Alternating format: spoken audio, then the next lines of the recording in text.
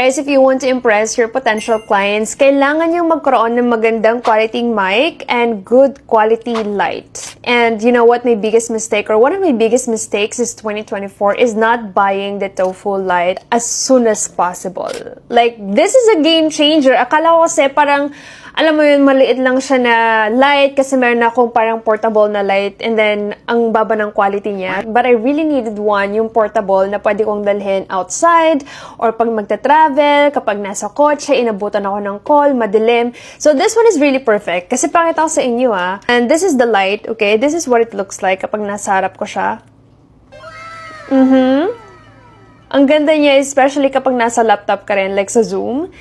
And then, you can also change the color of this one. I-adjust mo lang siya. Pwedeng green, ayan, pwedeng blue, pwedeng orange. I actually love the red kasi may benefits din yun. Especially kapag sa gabi, there's a study na maganda yung red light kapag natutulog ka.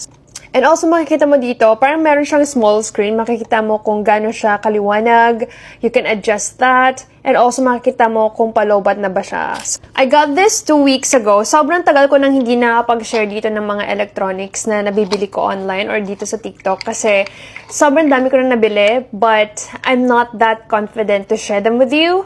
Pero this one, I am 100% confident na hindi ako mapapahiya na, alam mo yun, sobrang ganda niya talaga. Meron din siyang kasamang parang tripod, so pwede mo siyang ipatong sa mga services, right? Kapag nasa labas ka or kahit dito sa working station ko. Yun lang, I just wanna share it. Bye-bye!